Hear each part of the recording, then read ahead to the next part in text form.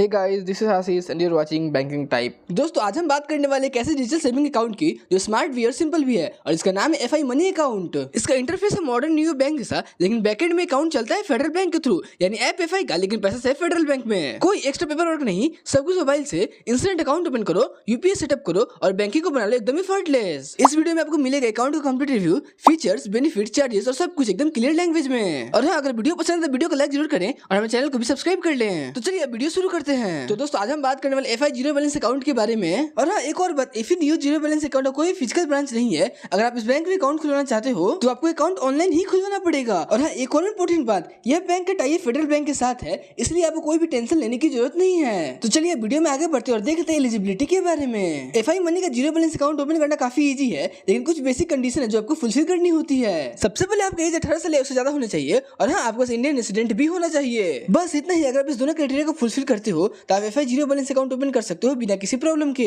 अभी तो सारी बातें होगी एलिजिबिलिटी के बारे में, तो चलिए अब मैं समझाता हूँ डॉक्यूमेंट्स के बारे में। यहीं पे लोग अक्सर कंफ्यूज हो जाते हैं, लेकिन एफआई प्रोसेस बिल्कुल सिंपल है। आपको सिर्फ ये 3 चीजें ही चाहिए अकाउंट ओपन करने के लिए। सबसे पहले चाहिए आपको पैन कार्ड, जो आइडेंटिटी प्रूफ के लिए जरूरी होता है। दूसरा आधार कार्ड, जो कि एड्रेस प्रूफ और वीडियो केवाईसी के लिए जरूरी होता है। और हाँ, आधार कार्ड से मोबाइल नंबर भी लिंक्ड होना चाहिए। और हाँ, साथ ही साथ होना चाहिए एक्टिव मोबाइल नंबर, ओटीपी या वेरिफिकेशन के लिए भाई। और हाँ, सब कुछ ऑनलाइन ही होता है भाई, ब्रांच जाने की जरूरत बिल्कुल नहीं है। घर बैठे ही आपका वीडियो केवाईसी कंप्लीट हो जाता है। तो भाई डॉक्यूमेंट्स रेडी हो गए, प्रोसेस भी सिंपल है, लेकिन सवाल ये उठता है कि एफआई का अकाउंट लेना क्यों? क्या खास मिलता है इसमें जो दूसरे बैंक अकाउंट से अलग बनाता है? चलिए बात करते हैं उन बेनिफिट्स की जो FI money zero balance account को स्मार्ट और फ्यूचर रेडी बनाता है भाई। आपको इस अकाउंट में सबसे पहले बेनिफिट मिलता है जीरो बैलेंस अकाउंट का भाई। इट मींस कोई भी मिनिमम बैलेंस मेंटेन करने की टेंशन नहीं है भाई। अब इस अकाउंट के दूसरे बेनिफिट के बारे में बात करते हो, video KYC option. It means घर बैठे ही अकाउंट ओपन हो सकता है बिना किसी प्रॉब्लम के। और अब तीसरे बेनिफिट के बारे में बात करते हो, link with other bank account. It means आप अपने दूसरे बैंक्स को एफआई ऐप में लिंक करके उनका भी बैलेंस चेक कर सकते हो। और अब लास्ट बेनिफिट के बारे में बात करते हो, एफआई मनी ऐप। सारी बैंकिंग आपके फोन पे,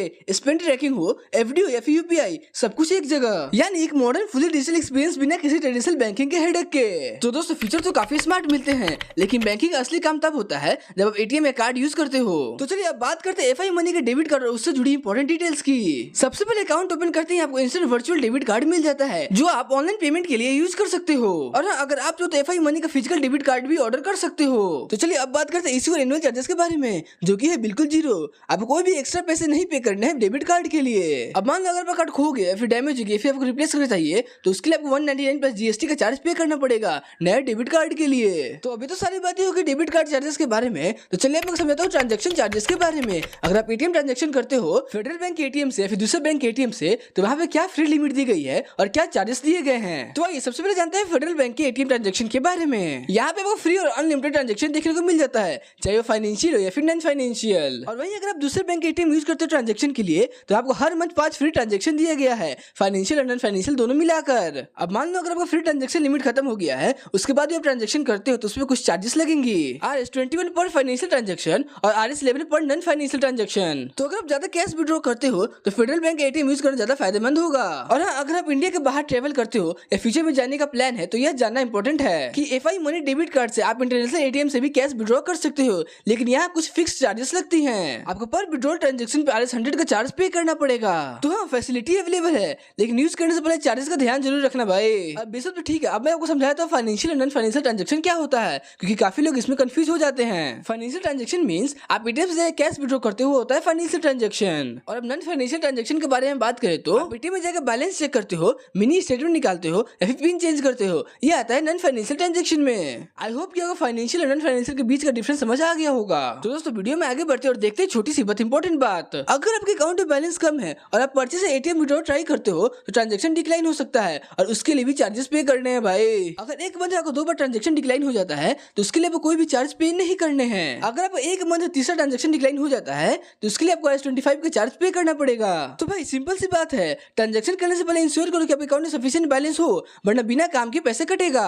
तो दोस्तों, ये तो सारी बातें होगी ट्रांजैक्शन और डिक्लाइन चार्जेस के बारे में। अब मैं आपको समझाता हूँ फंड ट्रांसफर के बारे में। तो दोस्तों, जब बात बैंकिंग की होती है तो फंड ट्रांसफर एक basic but most use feature होता है। अच्छी बात यह है कि एफआई मनी में आप चाहे जितने बड़े पैसे भेजो, किसी भी मोड से आपको कोई भी एक्स्ट्रा चार्ज पे नहीं करना पड़ेगा। चाहे आप यूपीआई यूज करो, एनईएफटी यूज करो या फिर आरटीजीएस या फिर आईएमपीएस, सब कुछ बिल्कुल फ्री है। इन सभी ट्रांजैक्शन में 0 फी है, चाहे आप दिन में 1 बार पैसे भेजो या फिर 10 बार। यानी पैसे भेजना यहाँ सिर्फ सिंपल ही नहीं बल्कि कम्प्लीटली फ्री भी है। फंड ट्रांसफर तो फ्री है, लेकिन अगर आप पेट्रोल पंप पे कार्ड से पेमेंट करते हो तो एक छोटा सा सरचार्ज लगता है जो हर बैंक में कॉमन होता है। एफआई मनी कार्ड में यह चार्ज कुछ इस तरह लगता है 2.5% ऑफ ट्रांजेक्शन अमाउंट FERS10। जो भी ज्यादा होगा वो आपके अकाउंट से डिडक्ट हो जाएगा। तो अगर फ्रीक्वेंटली फील भरवाते हो कार्ड से तो इस चार्ज का ध्यान रखना जरूरी है ताकि आपको सरप्राइज चार्जेस का सामना ना करना पड़े। तो चलिए अब वीडियो में आगे बढ़ते हैं और देखते हैं चेकबुक के बारे में। वैसे तो एफआई मनी एक डिजिटल फर्स्ट अकाउंट है, लेकिन अगर आपको फिजिकल चेक चाहिए तो भी ऑप्शन अवेलेबल है। बस कंडीशन ये है कि आपका फुल केवाईसी कंप्लीट होना चाहिए। तो चलिए अब देखते हैं अगर आप बैंक से चेकबुक के लिए रिक्वेस्ट करते हो तो उसके लिए आपको क्या चार्ज पे करना पड़ेगा। आपको RS100 मिलेगा 10 चेकलिप्स का चेकबुक। आप ये रिक्वेस्ट ऐप के चेक सेक्शन में जाके कर सकते हो। तो हाँ, अगर आपको फिजिकल चेक की जरूरत पड़ती है तो ऑप्शन अवेलेबल है, लेकिन फ्री नहीं है भाई। आप जब अकाउंट ओपन कर ही रहे हो तो ये जानना भी इम्पोर्टेंट है कि आपके डिपॉजिट पे कितना रिटर्न मिल रहा है। आखिर पैसे सिर्फ सेफ नहीं रहने चाहिए, उस पर थोड़ा इंटरेस्ट भी बनना चाहिए भाई। तो चलिए देखते हैं एफआई मनी के सेविंग अकाउंट और फिक्स डिपॉजिट पे आपको क्या इंटरेस्ट मिलता है। तो सबसे पहले जानते हैं सेविंग अकाउंट के इंटरेस्ट रेट के बारे में। आपको मिलेगा 3.05 पर एनम का इंटरेस्ट रेट, जो कि नॉर्मल जिसके लिए ठीक ठाक है, लेकिन हाई रिटर्न की एक्सपेक्टेशन मत रखना भाई। तो चलिए ये तो सारी बातें हो गई सेविंग के इंटरेस्ट रेट के बारे में। तो ये आप जान लेते हैं फिक्स डिपॉजिट के इंटरेस्ट रेट के बारे में। अगर एफआई के थ्रू एफडी बनवाते हैं तो वहाँ पे आपको मिलेगा 6% पर एनम तक का रिटर्न, जो सेविंग अकाउंट के कंपैरिजन में ऑब्वियसली बेटर है भाई। तो अगर आप कुछ अमाउंट को ज्यादा समय के लिए रख सकते हो तो एफडी बनाना ज्यादा बेनिफिशियल हो सकता है भाई। देखो भाई, फीचर, इंटरेस्ट, फंड ट्रांसफर सब सही है, लेकिन असली कॉन्फिडेंस तब आता है जब आपका पैसा सिक्योर फील हो। तो ये भी क्लियर कर लेते हैं, एफआई ऐप खुद बैंक नहीं है, लेकिन यह टाई अप करता है फेडरल बैंक के साथ। और हाँ, फेडरल बैंक एक RBI regulated private sector bank है भाई। और सबसे बड़ी बात, एफआई के जो भी पैसा आपके अकाउंट में रहता है